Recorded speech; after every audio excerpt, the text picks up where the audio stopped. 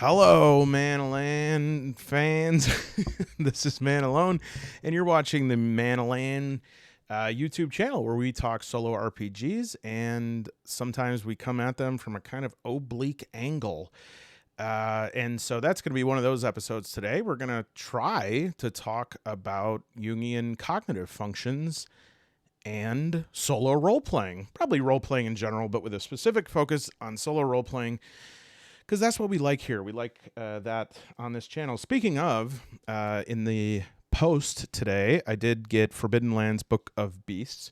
Now, I briefly reviewed Forbidden Lands or unboxed the box set in a video last week, and I gotta say, it was not a very fair experience. I barely evaluated the internal contents. I was taken aback that there were no dice in the box set, $50 box set.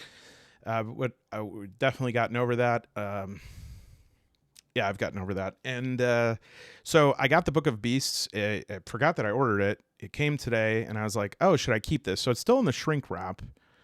Now, the reason I was going to use it was because it has a solo supplement in there. And that's actually written by Matt K. And I know that because I know this because I have purchased it, if I could find it. Matt K, actually released on drive-thru. You should pick this up if you're interested. A solo expansion. So it's like not a standalone rule set. You actually have to have the Book of Beasts. But as he says up top, when Free League contracted him to do it, his page number was limited. So he had this like a lot of other stuff. There's about 20 pages in this that he wanted to include, but he couldn't.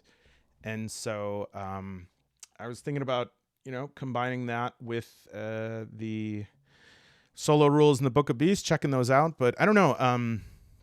Let me know in the comments if anyone has this. Is it worth it? I'm not a huge fan of bestiaries, but I'm intrigued in the solo rules, and especially if I can Captain Planet those with the PDF. And apparently he's still updating it. It's on like version 6. So let me know.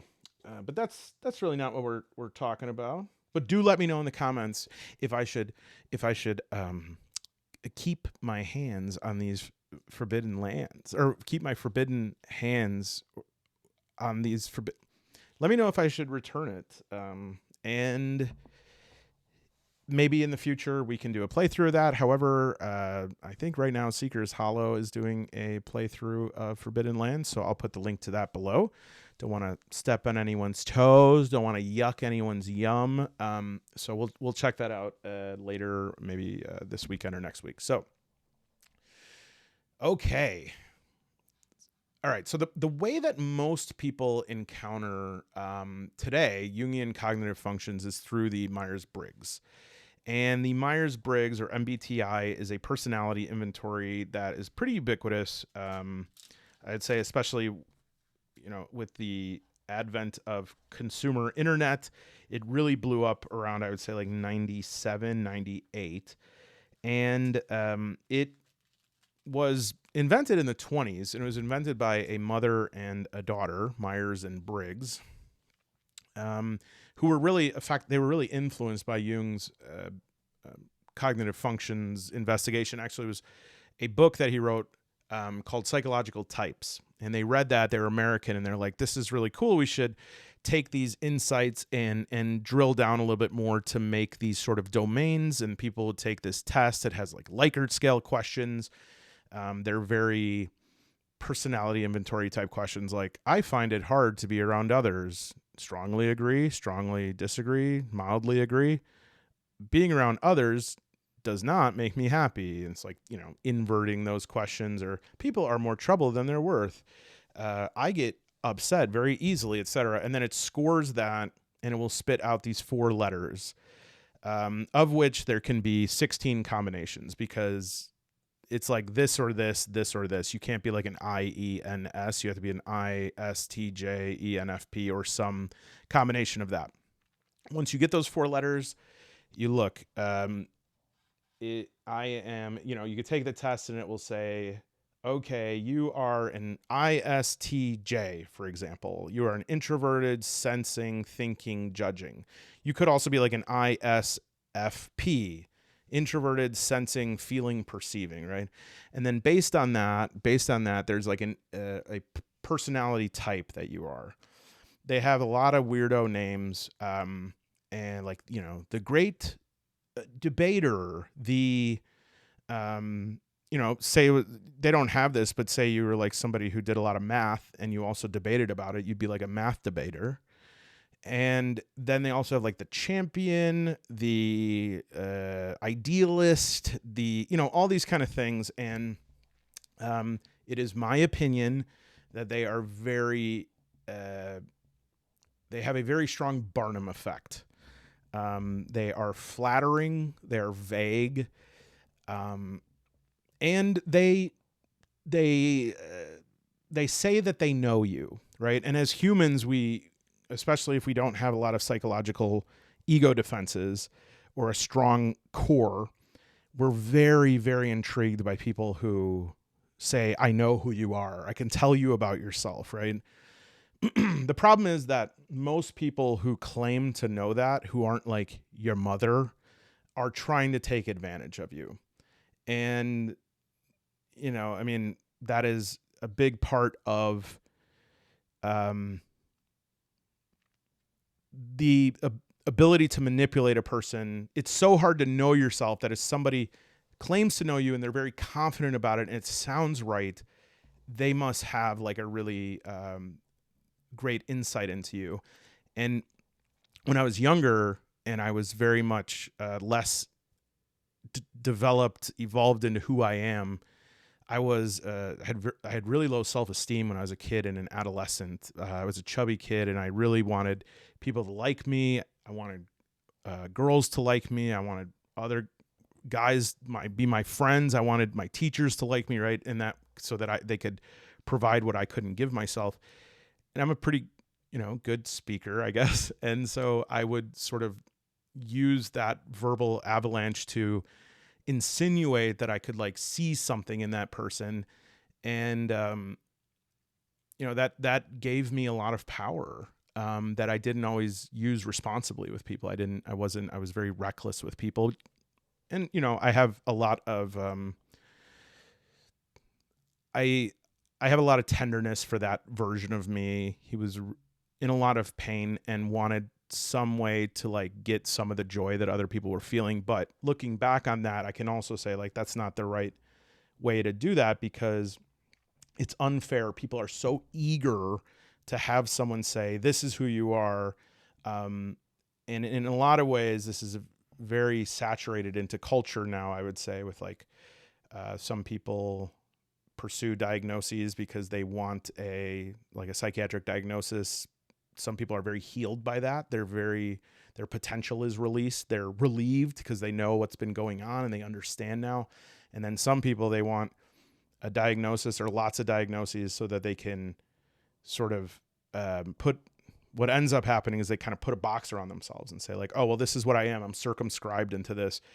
And it actually can limit their potential. And I think in some small ways, the Myers-Briggs was a bit of a proto version of this that really saturated in the culture. You can see the stream of it running towards this river in like the aughts in the early 2010s with are you a Gryffindor? Which cast member of Friends are you? Are you a Pam?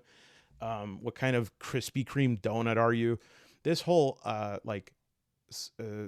obsession with typology, I think in a lot of ways finds its roots in Myers-Briggs and inventories like Myers-Briggs. And I know that Myers-Briggs Institute has a lot of resources and they have a very big online presence. And so I'm just saying that offhand. But the next thing I'd like to say is allegedly, the rumor is people have told me that the only studies that validate Myers-Briggs testing are studies done by the Myers-Briggs Institute. That's just a wild rumor I heard from some guy at the end of the block. He works at Subway. His name is Stan Stimulus. Stan Stimulus. He told me this. It might not be his real name, but it's just his opinion. And he also said that any studies done outside of that institute show that it is extremely low reliability or validity. Wow, that guy, he's always talking. Stan Stimulus works at Subway on Sauganash. Now, I'm not one of these like scientismists where I'm like, oh, well, they did the studies and that's the end of it, right? Because like having been involved in research and seeing like there's lots of ways to design a study and interpret outcomes for stuff. And also, some of the measures of things like that, they don't matter to a person, right? Like if you did a measurement on if it's a good idea to eat Arby's 5 for $5, rest in peace, they never have that. And I went to Subway the other day and a foot long was like $13. What happened to the $5? This is not about that, but the study would say, no, you should never eat that. But like the study that I've conducted in myself says I love the Arby's 5 for $5, right? And so I'm not saying that that's the be all end all of that which is allegedly apparently true. But I am saying that I think we should exercise caution in our belief that an inventory such as this can tell us who we are. And in fact, Jung would not really want that, right? And as far as I understand what Jung wrote in Psychological Types, is that the reason why he delineated these mental processes was actually demonstrative of how complex and different people are, right? And that it's really impossible to craft a theory or therapy for one person because every person is so different. And he noted these tendencies to identify why approaches for one person would not work as well for another. And so that the actual reason that he came up with introversion, extroversion, which is not what we in the vernacular understand these to be. Okay, it's very different. I'll explain that. But he was, Freud was his mentor, predecessor, and the other sort of main theory in psychoanalysis at that time was Alfred Adler. Freud had a psychoanalytic approach that was based on like atavistic libidinal impulses, like the man as animal. And whereas Adler very much had an approach of like the ego and the development of the ego and the ego's desire was different than like this libidinal desire of Freud, which was like this ravenous, hungry desire. Anyways, Jung really respected both these guys, really thought they were brilliant. And so was like, and also felt like both of them were right. And so he's like, if both of these are right, where's like how do I link them? How do I interlace them? And he could not find a connecting point for it. And that's when he realized that there is a fundamental difference in how Freud and Adler like see reality. And that Adler's theory is very much an introverted theory and Freud's is an extroverted theory. Okay. And not only that, like patience, if you're trying to wonder why one theory can work for a patient and then another one that's opposite of it can also work. And it's like, how could both of these things work? I mean, the theories were so sort of comprehensive that, and at the time, this was like the big debate, was like to believe in one was to not believe in another. And this was the point at which Jung was like, okay, I'm going to create this cleaving line and separate he was like no longer trying to conform his beliefs to Freud's. Because you have to imagine if you have a mentor and then you decide like everything they've taught you, everything that has really allowed you to be in the position you're in, but then one day you're like, I don't see the world the same way. It's got to be really difficult to tell them that. It's probably got to be a lot more difficult if that person is Freud, who has to be like one of the most, philosophically confident people in history of like, this is what the human wants, right? And so not only were Freud and Adler different in Jung's eyes, but patients are different, right? And so if you have a patient who, for example, is very extroverted, they're going to need not only a different approach, they're going to need a different philosophy of psychoanalysis and treatment. Trying to do an introverted approach on an extroverted person can be quite disastrous. In fact, that's one of the ones that Jung pointed out of like, say you have a very extroverted person and they go to therapy. They're not in touch with their inner self, which is not exactly what introversion and extroversion are. I'll explain what those differences, but just for the purposes of this, let's say that this is let's say they're a high school jock and they've always, their name is Brody Snap, and Brody Snap goes in and says, yeah, I don't know, I get mad all the time, but I just throw the pigskin and I, hang out with the boys and crush some brewskis and stuff. And so a lot today, a therapist would be like, oh, well, my goal here is to get this person connected with their internal feeling state.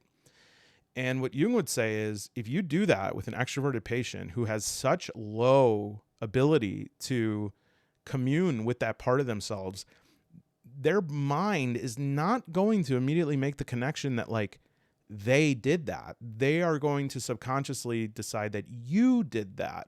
And so what they're going to see is that they're going to develop this huge dependence on you as this person can tell me who I am. And so I need to go to this person who is like my personal shaman, who is going to do incantations that will unwind all of these knots inside of me. And of course, that can lead, especially with somebody who has very low insight, that could lead to a very difficult, even dangerous, unboundaried relationship. And so he challenged a lot of these ideas that, especially Freud and Adler were like, this is how you do it. This is the right way to do it. These are the concepts underlying it, and that's how you do it. And Jung said, no, there's different people. In fact, people are so different.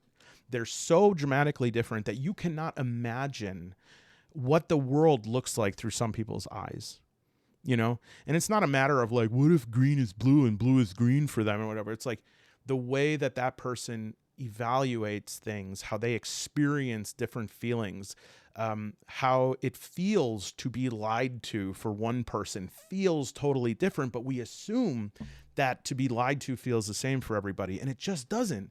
There is a different sensory experience. There's a different intellectual experience, and there's something even beyond that. And that beyond part is one of the parts that did not get carried through to the modern day versions of this. Jung really did feel that, for instance, intuitive people, they were making, decisions based on these sort of passive intellectual processes, okay? But they are transmitting those perceptions unconsciously. But now a lot of people would think that intuition is sort of just this like summary knowing, okay? And Jung would talk about things like connecting to the collective unconscious. And I just wonder how much, because I definitely, you don't got to worry. Like I 100% have dipped my foot in the collective unconscious. Like there's no need for me to argue that point. But I don't know if a lot of people, especially people who are very fond of these things, tend to be people with underdeveloped ego cores, right? They don't know who they are. And so they're very willing to let other people tell them who they are. And I think those people very much project a facade of self-sufficiency. And a big part about that in American culture today is the rejection of any spirituality, because spirituality is seen by the sort of rational people as escapism or opiate of the masses, or it's just what weak-minded people do, or if you have any sort of religious preference beyond this sort of nebulous I'm spiritual. And then you say, like, how are you spiritual? And they're like, I don't know. Sometimes the wind, it's like Earth's ghost. And you're like, okay, yeah, gotcha. I think that there's a rejection of anything like that, but Jung was very much embroiled in this. The other thing is that Jung, these words and introverted, extroverted, they didn't exist on this scale for him. Okay, so if we were to diagram this, and this doesn't work perfectly, but basically Jung would say that there's these four consciousness functions. They're subjugated to the consciousness. The consciousness has operative control over them on some level. But the thinking and feeling is the rational aspect, whereas sensation and intuition is non-rational. It is not using empirical evidence. And so a lot of people would be like, wait, what, feeling? No, you've got that wrong. Feeling's not rational. Feeling's whatever, your body tells you. No, that's sensation. And now this is completely conflated. Like, there's no way to tell the difference between these. Okay. So for instance, in terms of rational, Jung would say that the thinking is a means to bring connections between different concepts that are knowable, right? Like different knowable, what he would call presentations or projections onto the mind. There are these connections between these pieces of information or these pieces of data, and we are deriving patterns, and we think is an active process that when we feel a sufficient amount of evidence has been reached, we are able to interpret something, whether that's an event or a feeling or whatever, okay? Now, for each of these things, Jung says that there are these attitudes that people have, extroversion or introversion. It's not like copying an attitude. It's more like a disposition. And based on whether they have a tendency toward extroversion or introversion, it changes the nature of each of these processes, okay? But I need to point out that if you were to ask, if you were to do a Family Feud thing and you were to ask 100 people, what is a synonym for introversion? Or what is an adjective you would use to describe someone who is introverted? They would say, let's say it together. Just like, don't even try to be clever. Just say the first word that comes to your mind. 1, 2, 3, shy. Right? They are shy. They don't get their energy from others. That's the more elevated. That's the person at the party that says, no, it's not that they're shy.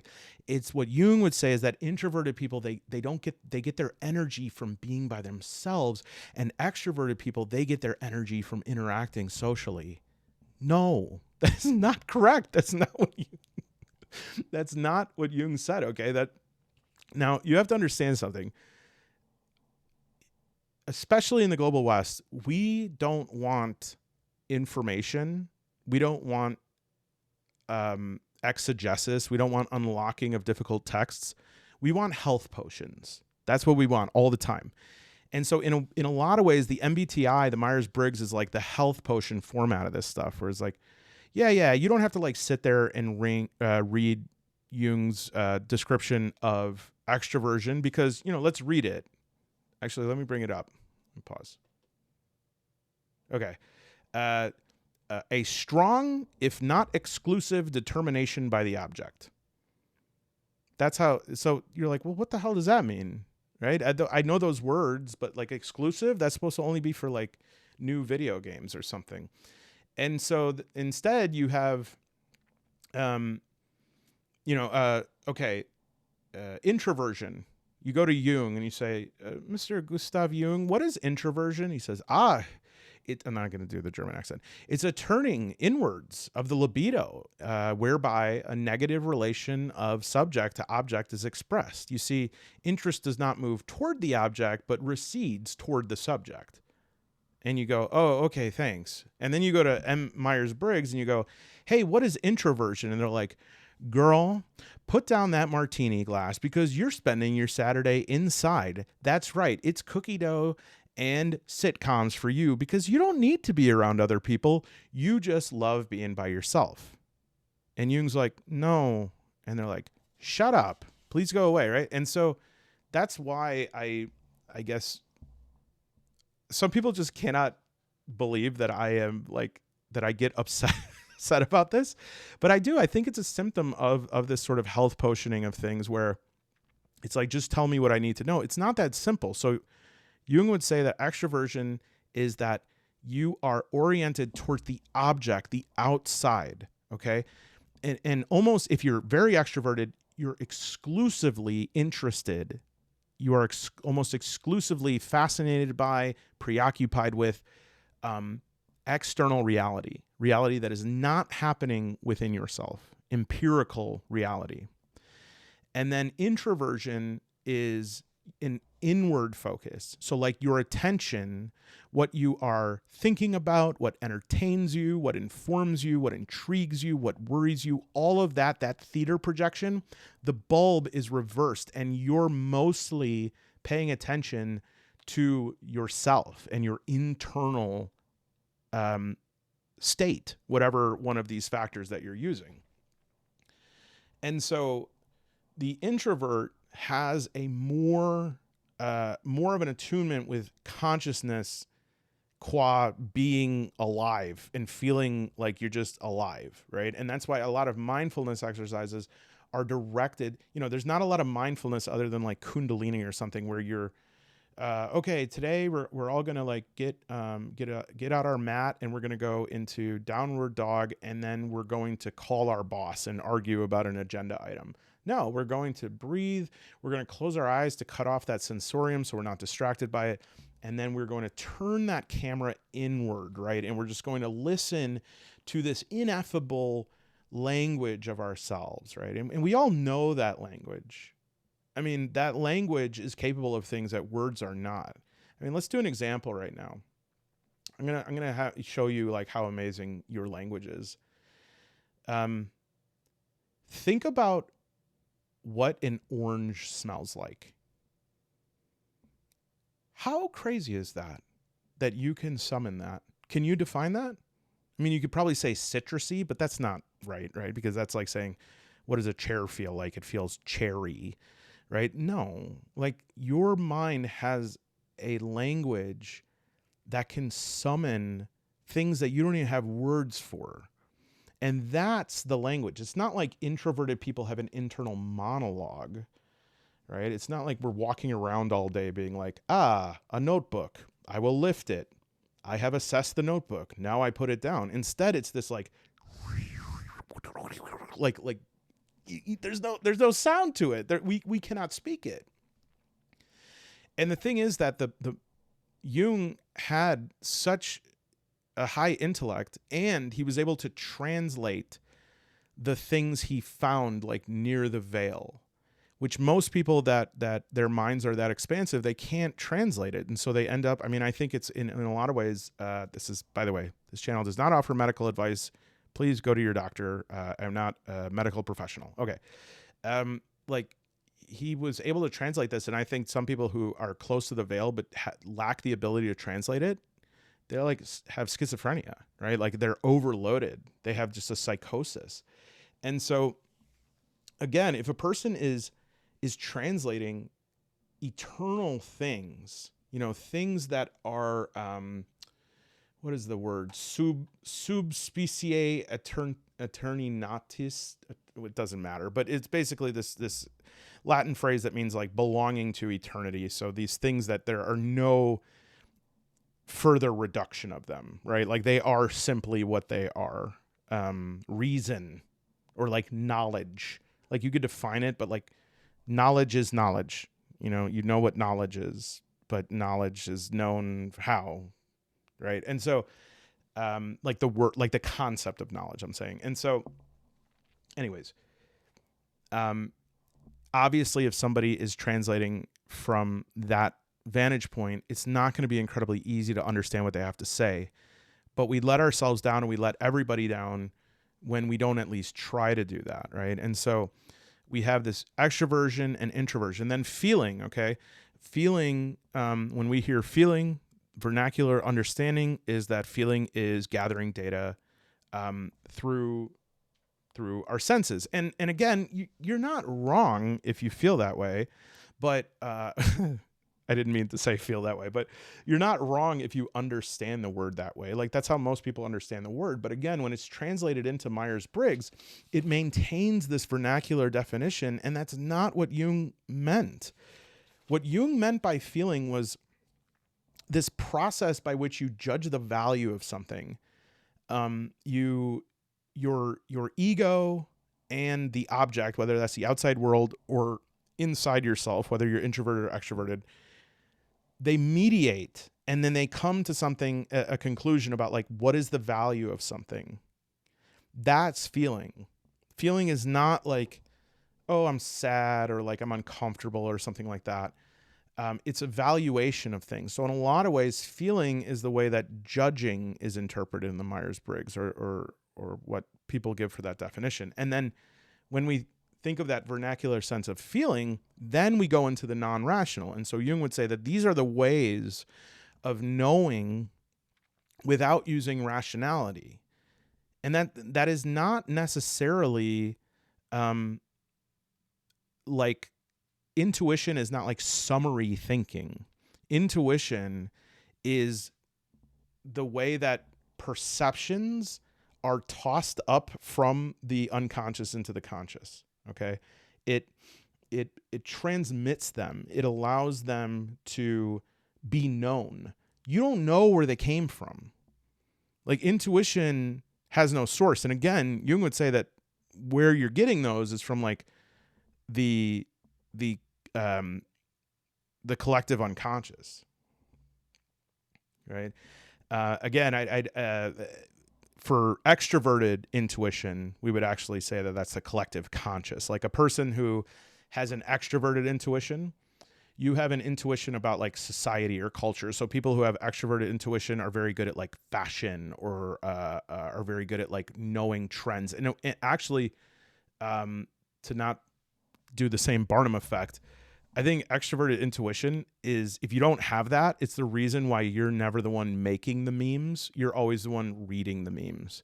But like you ever, if you're anything like me, you've been on Twitter or something at one point in your life and you're like, how are people so clever? Like I consider myself a pretty quick person, but there are people that will see an event on the news and they immediately like summon something that captures the je ne sais pas of that. And how do they do it? Well, because they have an extroverted intuition. An introverted intuition means that there are these things that just like a hand comes up from the non-rational parts of your mind and hands you a freaking note. You know, it's just like you see somebody and they got a big smile and they say, pleased to meet you, right? And they put out their hand to shake your hand, right? And you're about to shake their hand, and all of a sudden your introverted intuition is like, psst. And you open it and you read it and it's like, this dude is not a good dude. This dude is not a safe person. This guy does not want to tell you the truth. And people that cultivate that suddenly have access to this well of information and knowledge. And this is where I want to slightly turn into solo play here. I will talk briefly just so we understand what sensation is if you're interested in that. If not, you can skip forward. And in fact, I'll put when I start talking about SoloRPGs, I'll put this cup here so that you know where to stop the video if you want to go forward. So sensation, it is what we think about with like feeling. So it takes some sort of sensation. It takes some sort of stimulus gathered. If it's external, it's gathered by your senses. Some people say there's 5. Others know that there's many more than that. You know who you are. So it does the same thing intuition does with like that knowing, but it does that with a feeling state. All right. And so, for instance, it's like, if we have, I'm going to pause so I can give a really good example. Let's see here. I don't even know how to pause. How do you pause? Okay, I've got it. I just didn't want to say the wrong thing that would confuse anybody further. I do that sometimes. So sensation would be if somebody gave you a present, all right, and you either have a tendency towards introverted sensation or sensing, or you're just like exercising that part of yourself, you would be more interested in the feeling state that that produces, as if it's objective, like an objective stimuli that you have inside your body. You're more interested in that than the present. Okay. And then extroverted sensing is a little bit difficult for me to explain, as is introverted feeling, because there are very few introverted feelers. Introverted feelers are very rare. It's hard to know what they're feeling, because part and parcel to being introverted feeler means you are very much receded from like the social world. But introverted feeling people would be like somebody who is just viewing an extremely an internal opera or symphony of immense gravitas that provides them with all like the drama that they need, and that they're mostly involved in that. But extroverted sensation would be like you are interested in the sensations that are abstracted externally, as if the external world is existing inside of you. So maybe the example will make this better. Like a person who is extrovert sensing, they're very interested in aesthetics, or they might really love food or wine, stuff like that, because the external world, the senses that it provokes, are so sublime to them. So I encourage you to, in terms of the introverted, extroverted, it's been a while since I've studied this, admittedly, so I don't want to mislead too much. But if you're interested in that, make sure that you take a look at it. It'll probably be called Psychological Types, because that's the book. But the last thing I'll say about this before we expressly move into solo RPG is Jung would say that you have a dominant one of these four. There is one that's dominant. It's the one that you are most comfortable and most adept at using. And then you have some auxiliary ones, which are okay, but not totally well developed. And then one of them is your inferior aspect. It's your inferior function. And an interesting thing that I read once, and I can never find it, to the point where I wonder if he even said it, is that I remember reading once that Jung was like, never choose a profession that primarily utilizes your inferior function. And the reason for that is we can sort of manage our inferior function in day-to-day life. For instance, like I'm a person who I'm very much like intuition oriented, but I have inferior feeling. And when I get into a situation where I am stressed, I will often regress feeling wise, and I'll substitute, like, when everything's copacetic, I'll be able to sort of manage. I'll be able to deal with the things that come up, but I'm not able to judge things when I get really mad, and I'll just suddenly be like, this person is a piece of shit, right? Because again, this feeling is like your ability to place judgment on things. My feeling just dives, and I'll overreact to things. I'll overreact to certain threats and everything like that. And so now, does that circumscribe me? Am I like, well, what am I going to do? Feeling is my inferior function. It's like, no, I need to be conscious of that. And that's what like the purpose of therapy is. I mean, that's why psychiatrists were physicians, because it's like surgery. You have to go in, you have to be uncomfortable, and you have to admit to things. You have to admit ways that you are monstrous. You have to call them out. You have to take accountability for them. You can't just say, oh, I am this way, so you have to like make exception for me. Because in the words of Dag Hammarskjöld, I don't know how to spell Dag's name other than D-A-G, your rights stop where my nose begins. And so we have this predicament now in the world where we have a bunch of Florida men, right? If you ever seen that documentary, it's about a bunch of dudes that moved to Florida to be left alone, but they're all in Florida wanting to be left alone. And so they constantly are coming into conflict with each other. And we now have this world where it's like happiness means no friction. Happiness means you are totally free of shackles. And then also, though, there's these other people who have requirements on you that you need to provide them so that they can be happy, but you providing them makes you unhappy. And so now we need a way to determine who is supposed to be unhappy. And then poof, you have, I think you could make some conclusions in that. I would say that you have like a certain weighting system that emerges that is kind of absurd, based on identities and stuff like this. And this is why we are in such a confused place now socially, because we're just like, it's become a monstrosity of an apparatus. It's unmanageable. Like there's no way to be a good person anymore. Like there's just no way to do it. And so I think that is a very precarious place.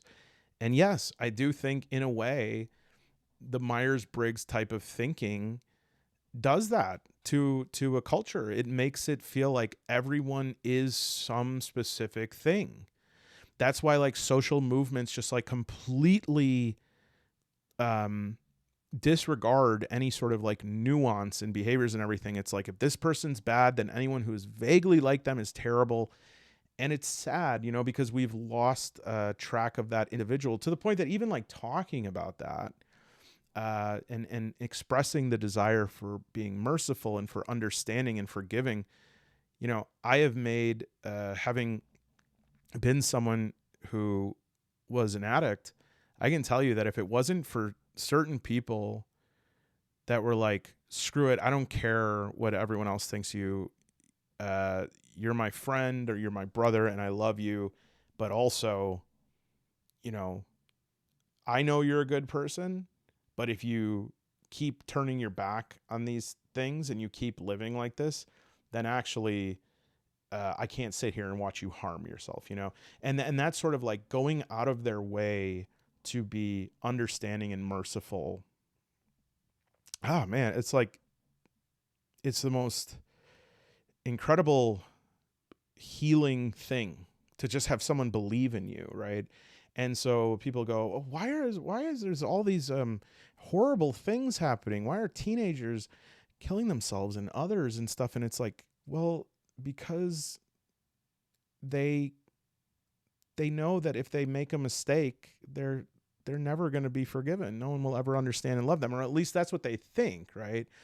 And so that's why we got to share the love on here, folks. Won't go too far. Anyways, so where do we do with this in terms of SoloRPGs? I think one of the things I talk about most often is believing or trusting that you are writing this story correctly. I think if you let go of a need to wonder if something will work, that's when our subconscious starts showing us like this reservoir of power that we have. Okay, like shadow work, true shadow work, where you really get in touch with these deeper parts of yourself that you're afraid of, that you don't want anyone to see. Once you can make amends with that shadow and say, hey, like I'm the boss, but you can still come out because you are part of me and I love you. Once you make those sorts of agreements, you then unleash this reservoir of power that you were blocking, right? Because you were afraid of it. And I think the same thing applies here when we are unafraid of being judged or being criticized or looking stupid or seeming foolish. I think that suddenly we have afterburners that go on. And I see this in solo play of my own all the time. And as well as when I'm watching other people's channels, I see this like in the truly transcendent play. It's when I go, okay, I believe that I'm making the right choices and I believe that this is going to come together. And if it hasn't come together yet, it means I'm not done playing. And I think for that reason, I often tend towards solo play experiences that are more open-ended. They have more possibilities for abstraction. They have things like inspiration oracles that I can use, abstract ideas and sort of concretize them. It's the reason that I was able to make this channel, right? Because I said, like a lot of you probably say, like, who the hell wants to listen to me? And then I said, you know what? I like listening to me. I really like myself, and I would hang around with myself. And so I believe that there got to be some other people that would like to hang around with me. And allowing that sort of just like knowing that your intuition has your back is a really, really powerful thing, right? But in terms of the play itself, I think we have a little bit, and I'm so sorry, my the way I'm sitting, my back is killing me, so I'm definitely in my sensation moment. So I'm just going to pause here to stand up and get back surgery. 1 second. Okay, thank you. I know it didn't look it, but that I actually paused this for 2 years. I got a back surgery. I got married. I got divorced. I got married again. I got married again. Oh, crap. I think I was supposed to divorce one of them. Crap. Okay, I'll deal with that later. Please comment below if you know anything about bigamy. Okay, so that was more about like the process of solo play, right? In actual play, I think we have like a laboratory that we can test some things out. Now, I've hinted at this before, and I wanted to zero in a little bit more about this because I do get some comments about, okay, I understand that I'm supposed to like notice things when I'm playing, but what am I supposed to do with that? How am I supposed to interpret it? Here's my take on it. Your homework is make a character that you don't understand. Make a character that you don't relate to. Make a character that you don't even really like. You're kind of annoyed by them. And then I want you to play the shit out of them. I want you to play like a whole campaign, like 3 sessions at least, and see and try your best to maintain consistency with this person's constellation of traits, because there's going to be a creep. You're always going to try to like sneak yourself in there. And I want you to notice what is hard for you. I wrote a comment on my community page, which, by the way, you guys are... I love the tete-a-tete on there. I'm sorry I'm not able to answer every single thing, but I don't know why, but I have the funniest people on YouTube. I'm literally lolling a lot of times. Okay, so I wrote this comment, though, one time that was like, hey, I'm playing Rogue Trader, which was the Warhammer CRPG that I have on, I think I have it on Xbox. And, you know, I know how the Warhammer universe goes. Like, it's brutal. You don't get second chances, as the Inquisition in that says, like, innocence proves nothing. You know, it's, you'll have these moments in Warhammer where, like, they'll come in and there'll be a demon incursion on a planet, and then the whole book will be about how they like fight off these demons, and they finally like banish them to the warp, and everyone on the planet is like, yeah. And then the end of the book, they'll be like, okay, what are we doing now? And they're like, well, we need to nuke the planet. Like, they call it exterminatus, giving it the emperor's peace. And they're like, why? And they say, well, these people saw these demons from the warp. They're tainted now, so they can't, you know, they're going to corrupt people. So, and then they just blow up the planet. And when you're reading about it, it's like, God, what the hell, right? But it's almost like funny because it's so absurd. But then when you're playing it as a rogue trader, and rogue traders are very powerful characters in this universe, you literally have the choice to do stuff like that. Like, you can, you know, all the time in that game, it'll be like, do you want to help to evacuate these people? Or do you just, like, there'll be options too. There's like, do you want to tell the people that we evacuate them? And then when they get on the ship, you just like mow them down. And I was having real problems choosing answers like that. And here's what's absurd. It's not real. Those people aren't real. Furthermore, they don't even represent real people. Furthermore, sometimes they're not even humans. Like, sometimes it would be Eldari, which don't even exist. There's no cognate for that. And yet I was like, oh man, how can I do this to those people? And I'm not kidding. And whatever this, I know a couple of you were like, dude, it's a game. Just press the button and move on. But I had to, this is a great example of how different people are. A couple times when playing that game, I did a dogmatic run. So there's dogmatic, iconoclast, or heretical. Iconoclast is usually what I do, which is like, yeah, we should blow up the planet, but things are going to change around here, and we're going to help have these people be great citizens. That's easy. Heretical is ridiculous. It's so evil, it's like farce. But dogmatic is where you have to make these decisions based on what the ecclesiarchy would say. And I had to close my eyes sometimes, squeeze them shut, and select answers. And sometimes it was hard for me to read the text after that because I felt so bad. I felt so guilty. I know, like, that's how I experienced that game. But you know what? When that happens, it was experiences like that that answered one of the core questions that I know at least some of you have about yourself. And in order to say this question, you got to be the one person that says it and risks people being like, no, that's nobody thinks of that but you. But I don't believe it. And I think one of the core questions a lot of you ask yourself is, am I a sociopath? Do I have feelings? Do I care about other people? Am I the only person in the room that doesn't feel sad right now? Can I even experience sadness? Is what I experience as sadness like the same as other people's sadness? Why did why is my sister crying when my great grandpa died, but I literally feel nothing? And what I found through, not Rogue Trader, it's not that recent, but this was probably like a big time in my own moral development when I started getting into these more like in my sobriety, finding things that I could do on my own. I realized that I use numbness to protect myself from these overwhelming feelings.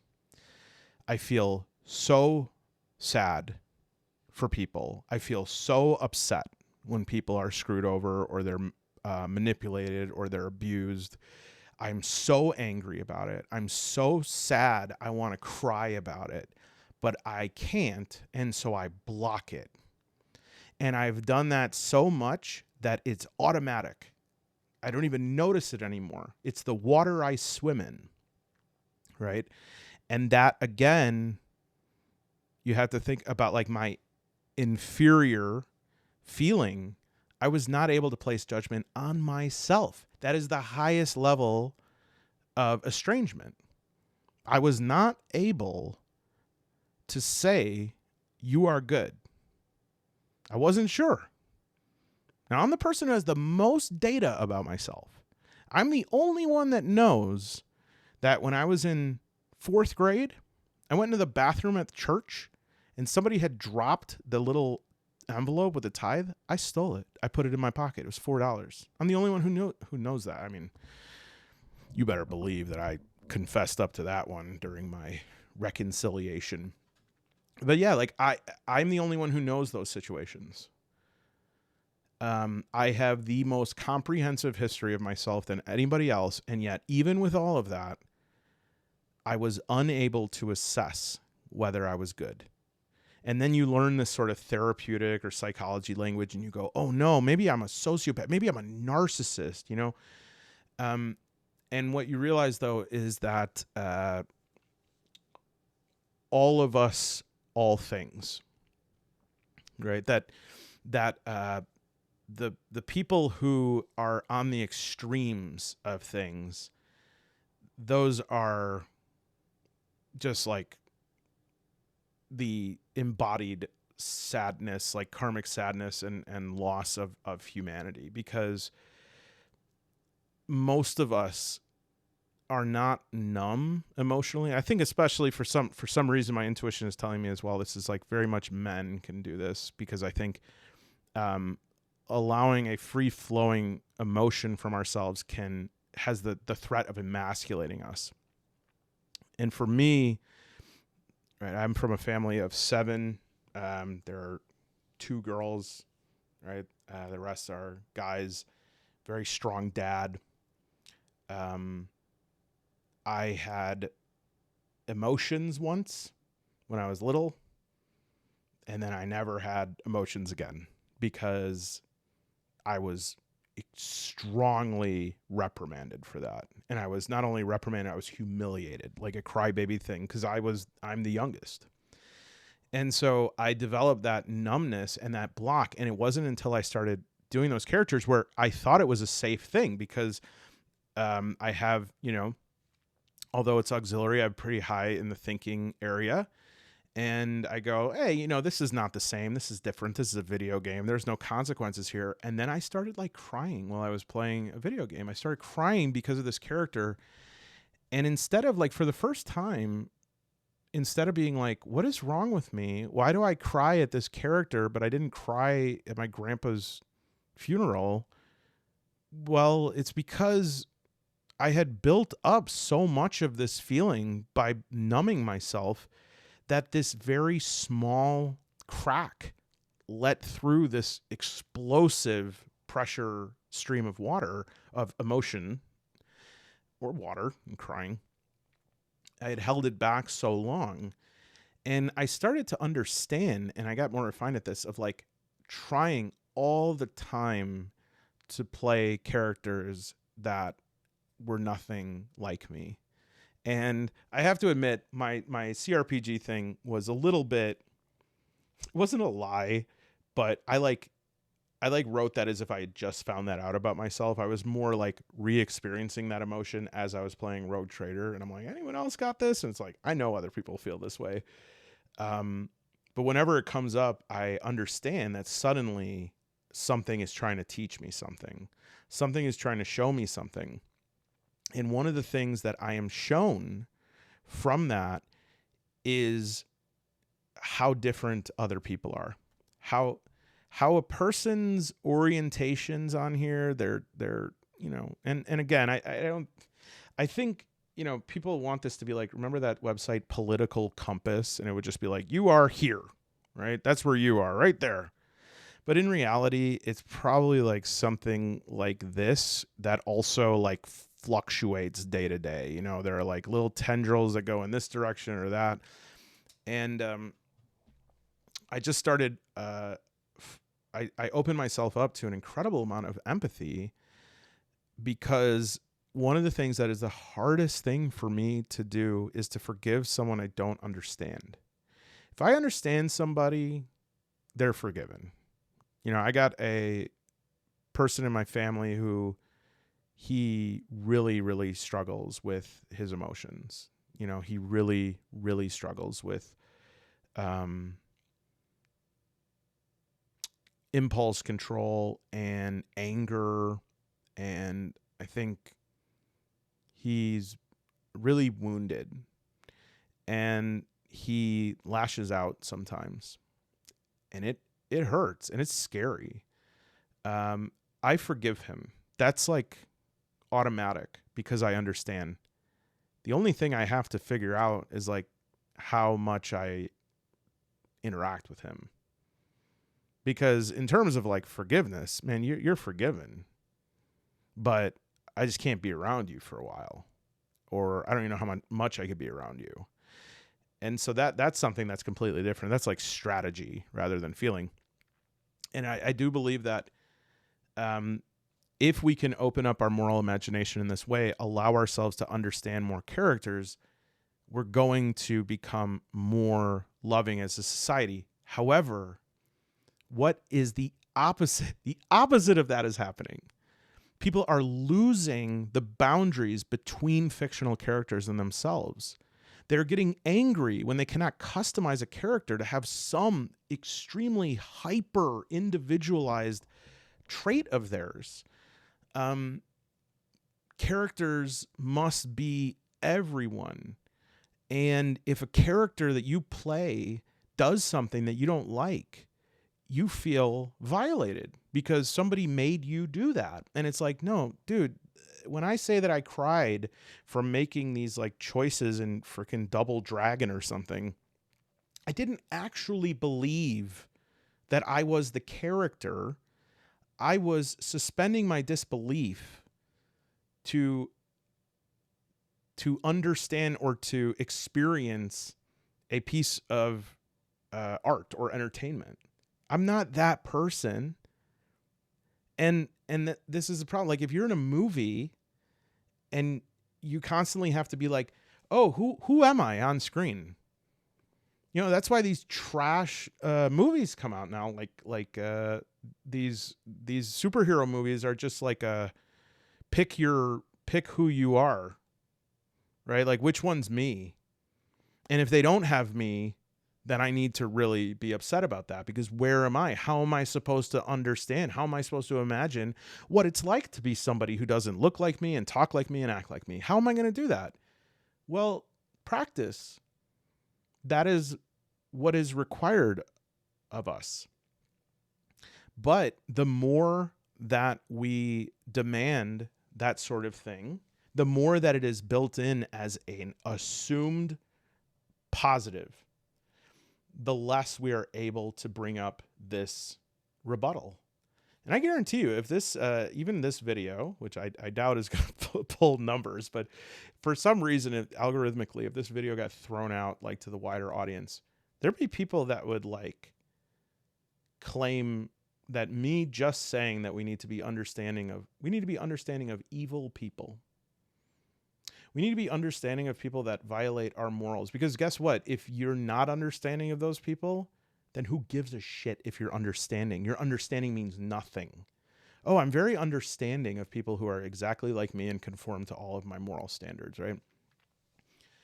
But again, if we are unable to separate the rational and non-rational parts of ourselves, and we are unable to understand that we are having this holographic experience of our emotions, if we are only cultivating our superior consciousness function and completely abandoning every other one because who cares? I don't need to develop this because I don't run that way. Okay. I don't need to think. I don't need to read a book because I'm intuitive. I don't need to feel bad for you because that's not the sensation that I'm having right now. And my sensations are my God. This is extremely poisonous. Okay. And again, we have solo play is this strange arena that we are like, teleported into, and it's a secret. It's like a journal. You can be whoever you want. Not really, but you can explore what that's like, right? Like, you put them on as if they were clothes. And suddenly you are having experiences that you were not able to anticipate. And this is why I'm recommending this. Because, okay, a couple weeks back, I could not articulate a video that I wanted to make. I can't remember which one it was. I could not figure it out. And I kept all day. I was trying to record. I kept messing up. So all day I was just thinking, how do I do this? What should I do? How should I film it? What's the right way to do this? And then suddenly I was like, you know what? I just can't do it. Like, I'm just not able to make that video. And then suddenly I sat down, took a breath, rare moment, no phone in front of me, no book, no computer, like doing something as pedestrian as sipping a glass of ice water. And all of a sudden I was like, yes, I got it now. This is how I want to do this. It was the Into the Odd UVG video. Because I had like felt that there was some connection there. They were of like the same stock. And I was like, yeah, I could just start with one and then go into the other.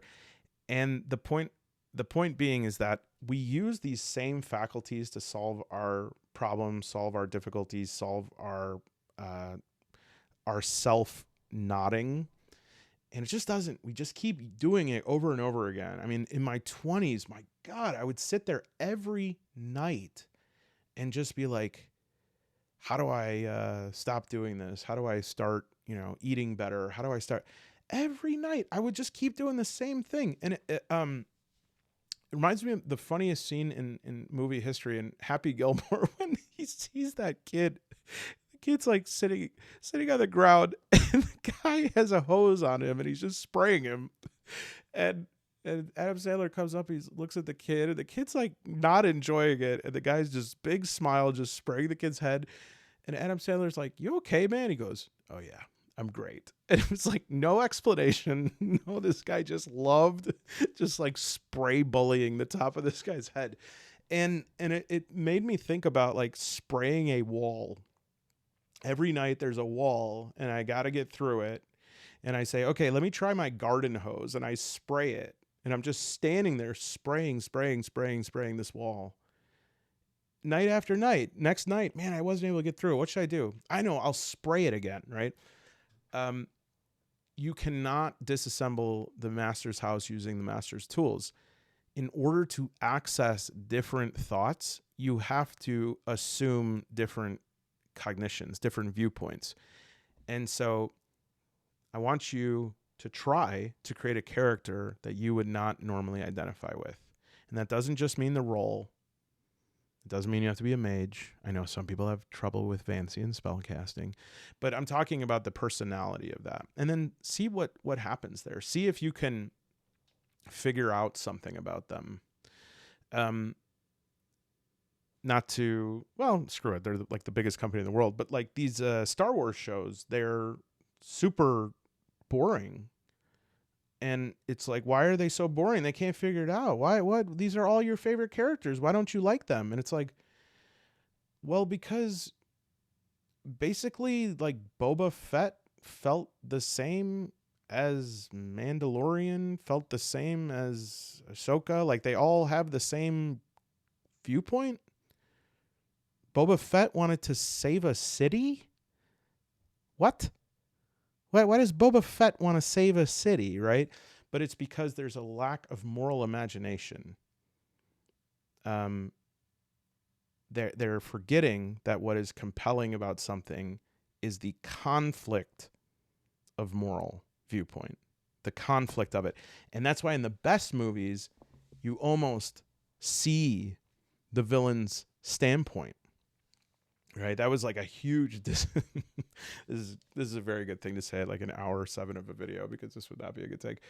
I must have been the only person in the theater watching Black Panther where at the end of the movie, Michael B. Jordan's character, what was he, Killmonger? I was like, I agree with him. Like, are you kidding me? They're just he's like, we need to like create this like worldwide coalition to rise up and change these things. And I'm like, I don't necessarily agree with that, but like from Killmonger's perspective, he thought that there was something really wrong with the world. Him and Black Panther agreed on that. And then Black Panther's solution was, no, we should not do that. This thing that we both see as incredibly unjust and horrible, we should build a basketball court. Like, that was what they did. They built a basketball court. And I was like, what? I'm sorry, what? Right? It's just a lack of moral imagination, complete lack of that. And so, again, Jung did not see this as a way to put people in boxes. He actually saw this as a way for people to find their way out of those boxes. And so I would, because I'm carrying on here, and I don't want to just start like doing the Myers-Briggs thing where I say a sentence 5 different ways. When people ask me in any sort of way, like, what's your take on AI or whatever, when anyone is asked that, I hear tons of cope where people are like, yeah, it doesn't know how to make a sentence. Yeah, did you see a picture? It put the person's lips on their kneecap. To me, that's like, it's like, dude, it's going to figure out where to put the lips. It's going to figure out how to change that sentence. It's just a matter of time. So if we're looking to feel superior to this thing, first of all, that's not the way to do it. And second of all, I think if what we're preoccupied with is feeling superior to it, we are in a lot of trouble. Because in a way, a species that only seeks superiority does not seem like a species fated to